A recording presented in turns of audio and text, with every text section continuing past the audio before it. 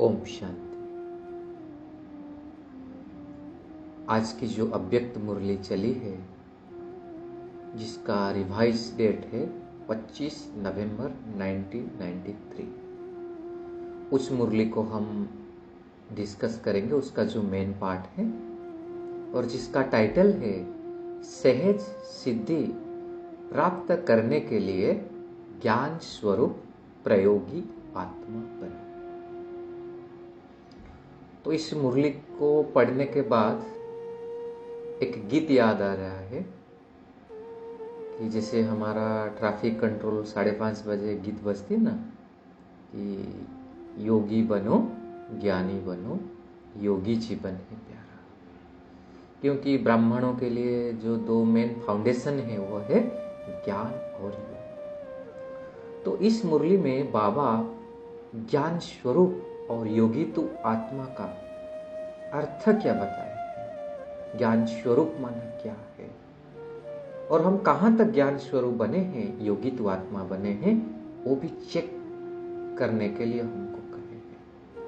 साथ साथ हम योगी सो प्रयोगी कैसे बन करके सहज सिद्धि को प्राप्त करेंगे, उसके बारे में भी बताया है, और प्रयोगी आत्मा की 3 निशानी बताए हैं। चलिए सुनते हैं बाबा की मुरली। तो बाबा मुरली की शुरुआत कर रहे हैं कि आज ज्ञान दाता वरदाता अपने ज्ञानी तु योगी तु आत्मा बच्चों को देख रहे हैं। और फिर बाबा हम सबको प्रश्न पूछे हैं कि ज्ञान स्वरूप और योगयुक्त कहां तक बने हैं, ज्ञान सुनने और सुनाने के निमित्त बने हैं वह ज्ञान के स्वरूप बने। हम भी थोड़ा अपने अंदर देखते जाएं। तीसरा क्वेश्चन बाबा पूछ रहे हैं, समय प्रमाण योग लगाने वाले बने हैं वह सदा योगी जीवन, अर्थात हर कर्म में योग युक्त युक्त युक्त स्वतः वह सदा के योगी बने हैं। तो 3 क्वेश्चन बाबा ने हमको पूछे हैं। फिर बाबा आगे कह रहे हैं कि ज्ञान स्वरूप बनना अर्थात क्या है, हर संकल्प बोल और कर्म समर्थ होगा। तो ज्ञान स्वरूप माना समर्थ, व्यर्थ समाप्त हो जाएगा, क्योंकि जहां समर्थ है वहां व्यर्थ तो हो ही नहीं सकता। तो हम भी चेक करेंगे हमारे जीवन में कितने समर्थ हैं, कितने व्यर्थ हैं। फिर बाबा ने प्रकाश का एग्जाम्पल दिया, क्योंकि जहां प्रकाश है वहां अंधेरा नहीं रह सकता है। तो ज्ञान का अर्थ में क्या है, प्रकाश है ना, और व्यर्थ माना अंधकार। तो वर्तमान समय व्यर्थों को समाप्त करने का हमको अटेंशन रखना है, और उसी से मुख्य क्या है, वो है संकल्प। अगर संकल्प रूपी बीज को हमने समर्थ बना दिया तो फिर वाणी कर्म और संबंध सहज ही समर्थ हो जाएगा। तो बाबा ने कहे ज्ञान स्वरूप अर्थात हर समय हर संकल्प और हर सेकंड समर्थ। तो इसको हम पर्सनल बेसिस में ऑब्जर्व करेंगे कि मेरा हर समय और संकल्प कितना समर्थ है। उसका हम चार्ट भी बना सकते हैं और चेक भी कर सकते हैं, फिर चेंज भी कर सकते हैं। फिर आगे बाबा योगी तु आत्मा के लिए कह रहे हैं कि योगी तु आत्मा सभी बने हो, लेकिन हर संकल्प स्वतः योग युक्त और युक्ति युक्त हो, इसी में नंबरवार है। तो नंबरवार का बाबा क्यों बने हैं नंबरवार, वो कह रहे हैं क्योंकि हम प्रयोगी कम बनते हैं। बाबा एक स्टेटमेंट कहे हैं कि योग करने और कराने में तो होशियार हो, योग्य हो, ऐसे ही प्रयोग करने में योग्य बनना और बनाना, इसी को कहा जाता है योगी जीवन अर्थात योग युक्त जीवन। मतलब योग को हमने प्रैक्टिकल लाइफ में प्रयोग करना और दूसरों को भी कराना। बाबा करे यही है योग युक्त जीवन। तो हम किस किस के ऊपर प्रयोग करेंगे, उसी के हिसाब से बाबा ने प्रयोगी आत्मा का 3 निशानी बताए हैं। तो पहला क्या है, प्रयोगी आत्मा अपने संस्कार के ऊपर प्रयोग करके उसमें विजयी बनेगी। बाबा कह रहे हैं कि आप सबके श्रेष्ठ संस्कार ही तो श्रेष्ठ संसार की रचना की नींव है ना। अगर नींव मजबूत है तो अन्य सभी बातें स्वतः मजबूत हो जाएगी।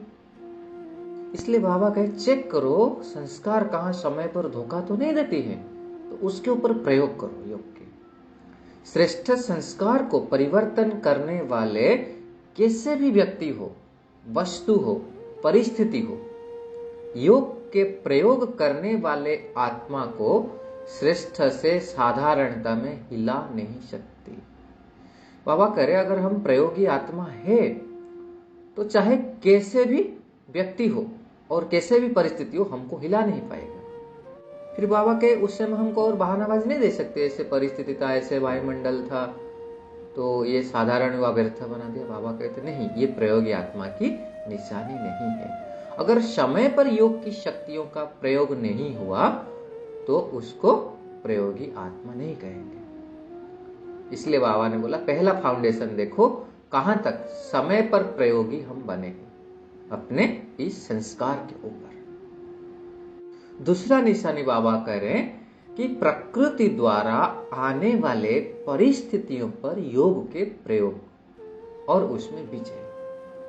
बाबा कह रहे हैं कि समय प्रति समय प्रकृति के हलचल भी योगी आत्मा को अपने तरफ आकर्षित कर देते हैं।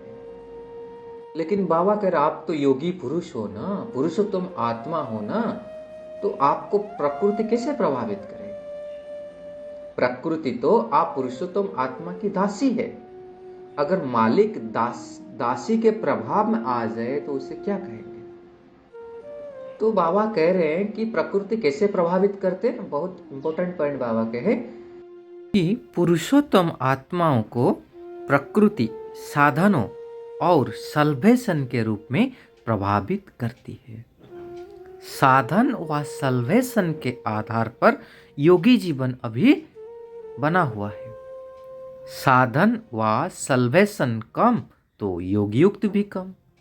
इसी को कहा जाता है प्रभावित होना। इसलिए बाबा कह रहे योगी व प्रयोगी आत्मा की साधना के आगे साधन स्वतः ही स्वयं आते हैं।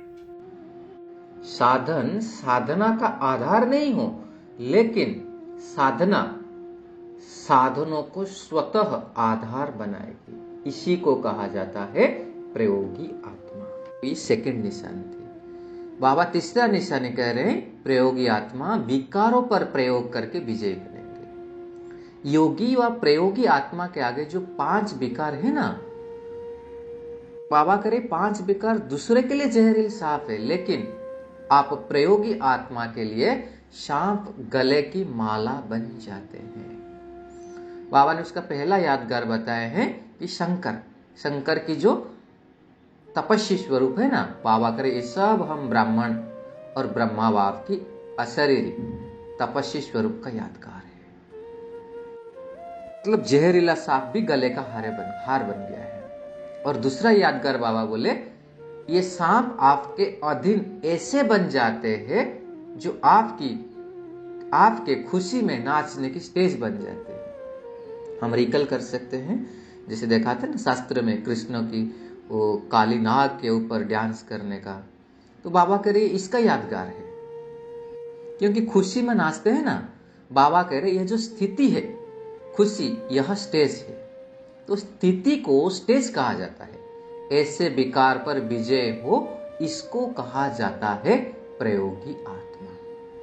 तो 3 निशानी बाबा ने कहे संस्कार के ऊपर, प्रकृति द्वारा आने वाले परिस्थितियों के ऊपर, और तीसरा है विकार के ऊपर। तो हमें चेक करेंगे हम कहां कहां और कैसे इसको प्रयोग करते हैं। फिर बाबा कह रहे हैं कि बच्चे समय अपनी तीव्र गति समय प्रति समय दिखा रहा है। अनेकता, अधर्म, तमो प्रधान हर क्षेत्र में तीव्र गति से बढ़ता जा रहा है। ऐसे समय पर आपके योग के विधि की वृद्धि व विद्धि के सिद्धि में वृद्धि तीव्र गति से होना चाहिए, क्योंकि जिस रेट से समय आगे बढ़ रहा है और परिस्थितियां भी आगे जा रहे, बाबा करे उसी रेट से हमारी इस योग की प्रयोग की वृद्धि होनी चाहिए। नंबर आगे बढ़ने का आधार है प्रयोगी बनने की शेष विधि। क्योंकि जब अंत समय आएगा ना, हमको ये प्रयोग जितना किए होंगे वो काम में आएगा। बाबा ने हमारे रिजल्ट देखा है कि योग के प्रयोग करने में थोड़ा हम साधारण है। बाबा करे इसको अभी आगे बढ़ाओ, इसी से हम सिद्धि स्वरूप बन जाएंगे। बाबा कह रहे हैं आपके जड़ चित्र द्वारा सिद्धि प्राप्त करने का अनुभव करते रहते हैं, तो चैतन्य में सिद्धि स्वरूप बने हो तब तो यादगार है ना। दुनिया वालों की तरह रिद्धि सिद्धि है, हमारे क्या है विद्धि से सिद्धि। बाबा करे है सब कुछ, लेकिन समय पर प्रयोग करना और प्रयोग सफल होना, इसी को कहा जाता है ज्ञान स्वरूप आत्मा। ऐसे ज्ञान स्वरूप आत्माएं अति प्रिय समीप और अति प्रिय है। फिर बाबा अंत में याद प्यार दे रहे हैं, सदा योग की विधि द्वारा श्रेष्ठ सिद्धि को अनुभव करने वाले, सदा साधारण संस्कार को श्रेष्ठ संस्कार में परिवर्तन करने वाले, संस्कार परिवर्तक आत्माओं को, सदा प्रकृति जीत विकार पर जीत प्राप्त करने वाले विजयी आत्माओं को, सदा प्रयोग के गति को तीव्र अनुभव करने वाले ज्ञान स्वरूप योग युक्त योगी आत्माओं को बाप दादा का याद प्यार और नमस्ते। ऐसे बनाने वाले बाप दादा को भी हमारा याद प्यार और नमस्ते। ओम शांति।